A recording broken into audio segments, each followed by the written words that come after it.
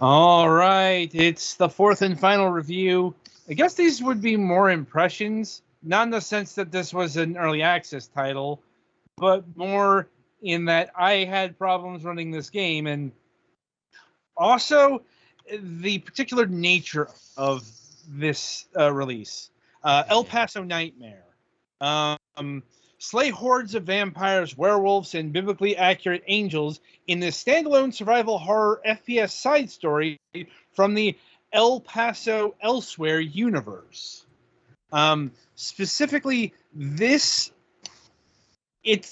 not billed as such, but it kind of functions as a prologue, which are these bite-sized preview chunks of upcoming titles. Only this is this is billing itself as a standalone release. The thing is, El Paso Elsewhere isn't out yet. It doesn't come out until sometime in 2023. So this is essentially also a preview campaign for that title.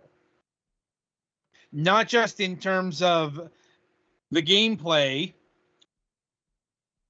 but also the music, which is unique if nothing else. Like original soundtrack featuring exclusive previews from the hip hop album for the upcoming neo noir action game El Paso Elsewhere. Like honestly, the music I heard reminded me of listening to like the Butthole Surfers, in the sense that very rambling screed kind of affair, almost spoken word stuff here. Like anyway, El Paso Nightmare is a first-person horror game about stepping out of your motel room to get a bucket of ice, and instead being greeted by horrors beyond imagination. Become down on his luck IT programmer Luis Rojas as he attempts to escape the dimension-shifting disaster that players will experience in the upcoming El Paso Elsewhere. Flee iconic horror movie monsters from film, literature, and myth before turning the tables with an arsenal of powerful weapons.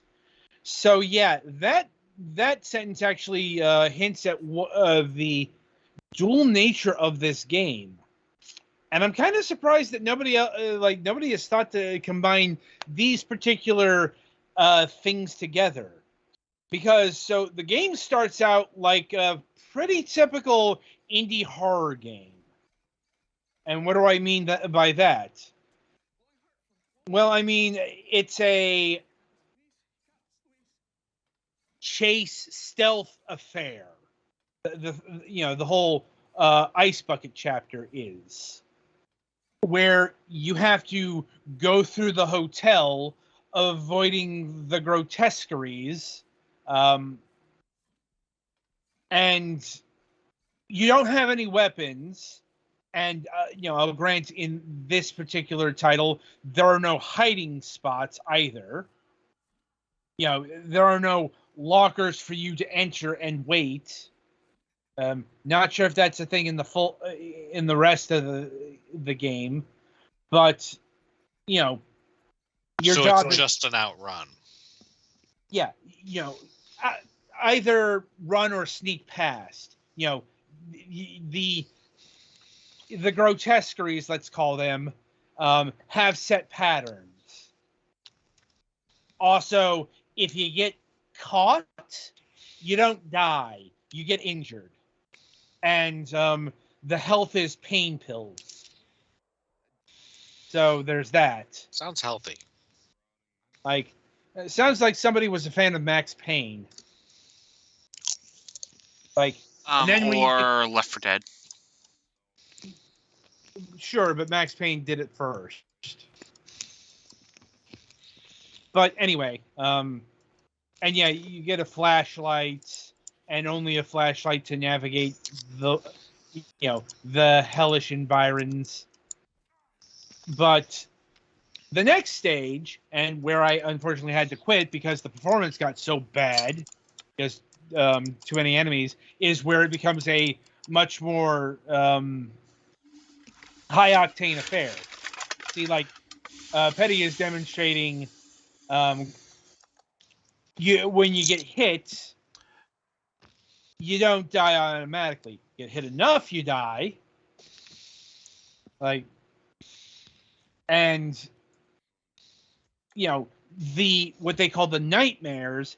That's the more high octane 90s FPS boomer shooter part of this game, where you're much more nimble and you've got weapons and you can kill the bad guys. Like, and once again, I wish I could have played more of that.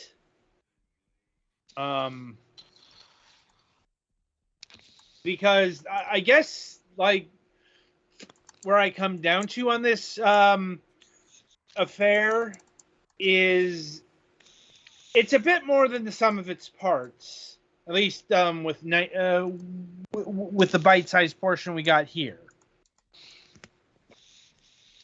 And I do wish I could more accurately judge this game.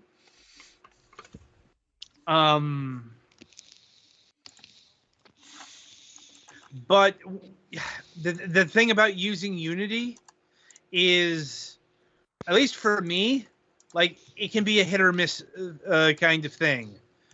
And this game didn't run the best, even with the first chapter.